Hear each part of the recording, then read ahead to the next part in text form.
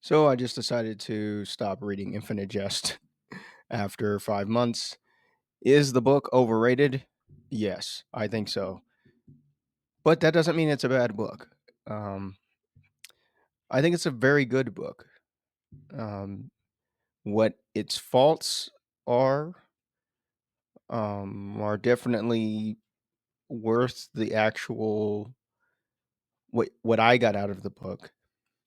But I wanted to record this using audio pen because I like audio pen. It gives me a built-in time limit, so I can't talk too long because I don't have a lot of time to talk. But I just want to talk about the book a little bit, and um, the main thing is why I decided to quit at page, let me see, 843, and I think there's 970 something pages. I don't know how many. It's 900. It's under 1,000.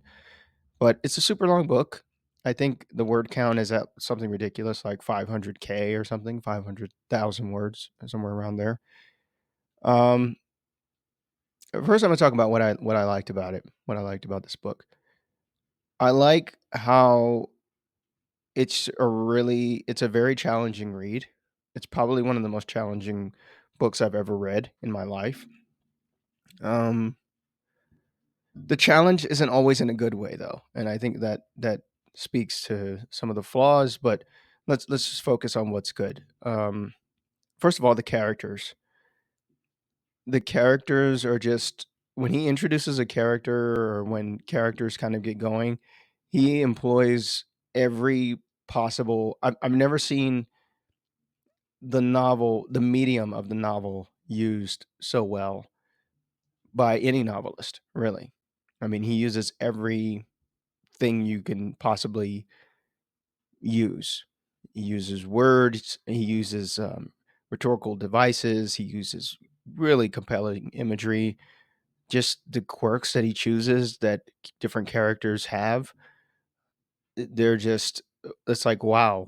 Even minor, lesser characters stick out because he just describes them in such compelling detail that you're like, wow, it's pretty cool. And as a writer, I've really taken that. I've changed how I create characters because of this book because it is so memorable and I feel like the characters are probably the strongest part of this book for me. They just it's it's fun to see what they do when they're actually doing stuff, and that gets to some of the negatives about the book. But when the characters are doing things and when they're talking, when it's dialogue, yeah, it's a fun read. Another thing I liked is just like I said, I mentioned how he kind of pushes the medium of of the novel, and for such a long book, I've never read a book this long before. And one of the things I was curious about was how do you keep the reader going? Like, how do you keep them engaged and wanting to keep, especially some sections in this books are so dense or so convoluted or so just straight up confusing that, and I think that's probably intentional, but that, yeah, it can really be a slog. Like you're just moving through just rapidly pushing water that's pushing against you. It's really, it can get frustrating at times. But the sentences are, for the most part, just very engaging, and just the way he uses language and some of the super esoteric words that he uses, the way he dips from the formal to the casual to the playful to just, he really weaves in and out of these things very well when he's really hitting his stride. And I love that about the book. I've gotten, this has really influenced how my thinking as a novelist of, okay, what, how can I make my prose pop? Like, how can I keep the reader just having fun, making it fun to read? Um, and so I like that about it. As far as the themes, there's a lot of them, and that's the hard part about a book this big. I mean, I've been reading this book for 5 months. So and it's been off and on too. Um, so I don't remember all the themes, but there's some good themes in here as far as, definitely a big one is addiction and just really vivid and raw descriptions of what it's like uh, to be an addict of various substances or whatever. That's not a perspective that I've seen a lot of, like up close and personal, but I understand that Wallace did, of course, suffer from, various addictions, and he was in and out of rehab and that type of thing. So it was obviously something that he knew very well, and I feel like he depicted that in these pages. Just it was good learning experience for me. It's like, okay, what's it like? Just needing something like and needing it so much that you don't even know it's a need. It's not even a need anymore. It's just kind of uh it's just kind of a part of your life. No different than like going to the bathroom or something. That's what it feels like with some of these characters.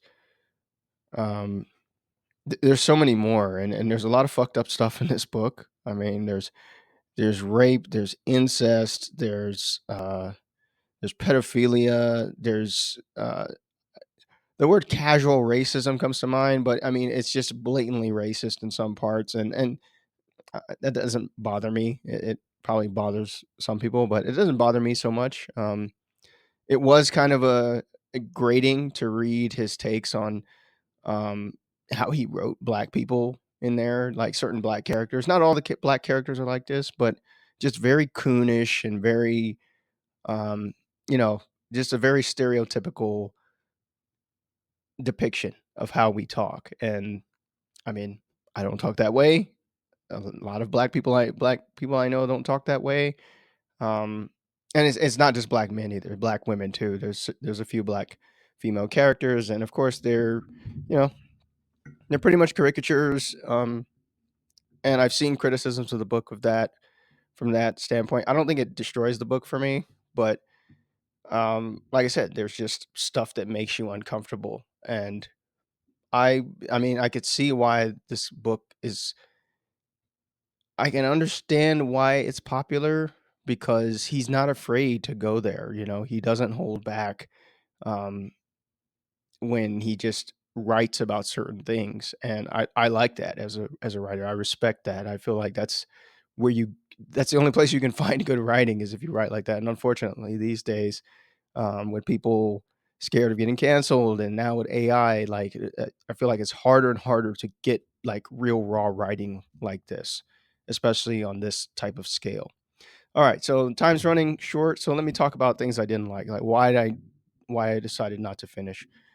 I mentioned the characters are the brightest spot to me, but outside of the characters, I just I got worn down by the way he describes things, like the way he moves through certain scenes. It's this third person omniscient view that just it's kind of like a spirit that goes around, and it can like read people's thoughts, and then it starts talking about the past, and then it starts talking about how other people did this and all this stuff. And a lot of times there's not a lot happening in the book, which, maybe this is just my preference, but for a book this long, I was expecting more narrative. And I feel like the narrative is one of the weakest parts of this story. One, because it just takes so long to reveal itself. Like, what the fuck is happening with these characters? Like, what are they doing? Why should we care? Um, yeah, it's not apparent. Like, I think I joked with my wife. It was around like page 500 where I was like, okay, the narrative is starting to poke out. I think I'm starting to see the point of all of this. And then it wasn't until like page 700 something that it was like, okay, I think I pretty much know like what the overarching story is. And maybe you like that type of thing. Maybe you like this type of chopped up narrative where you kind of have to work for it. And I normally do. I don't mind that. But I was like, I wasn't there's not a lot of narrative satisfaction in this book. Like, it's mostly style over story, and I think that's a good way to describe Infinite Jest. Like, it's a ton of style. Like, the style is the selling point to me, but the story, I honestly, I'm sitting here and I can't even really articulate to you clearly, like, what it's about. Like, it's a lot of commentary on entertainment and capitalism, and Wallace is very prescient as far as, he never lived to see our current AI and social media world, but he pretty much predicted it, and I think he's credited with that he got a lot of things right as far as the impact of media and control, um and how it's very similar to drugs, drawing that parallel. And that theme is there, but the actual story, the thing that, like, the engine that will drive you through, that's what fell flat to me. It just never really emerged clear enough to make me want to keep flipping pages. The only reason I kept reading was, one, I was kind of determined to finish, until after a while I was like, all right, look, 5 months, 800 something pages is a lot of time to one book. And I got a whole bookshelf of books. Um, but the other reason was, I felt like I was learning, I felt like I just liked seeing his style in action, and I thought it was very cool. But, when I got to where I got, I think at page 840 something, I was like, okay, I think I've seen enough. I've learned what I feel like I needed to learn. And it just got so repetitive towards the end, like this whole just very abstract way of writing, and having to piece things together. Like, where does this fit in the whole narrative? Where does this fit in the sub narrative? Where does this fit in this character's development or whatever? It's just, it wasn't coming. And I was like, okay, I still got 100 more pages of this bitch. And I was kind of over it. I was kind of done. So I think that's the main two reasons why I didn't decided to put it down. Um, what else can I say about this book? Yeah, I think it's overrated because most of the accounts, the main reason why I picked up this book, and because, I started, as a writer, as a novelist, I started encountering all these people who are big readers mostly. They're not big writers, but they recommended it, and most people said it was mostly younger white people, white guys who said, this book was transformative, changed my life, and I could see how it could. If you're, you know early 20s, teens, and you pick up this book, and especially if you manage to, like, get through it at that age, wow, you're amazing. But then it's also like it tackles a lot of stuff that, if you grew up around a lot of this stuff, someone who dealt with addiction, or something like that, or maybe you yourself find yourself struggling, like Hal in the book, I could see how it could be a draw. But obviously, I'm not the target audience for this book.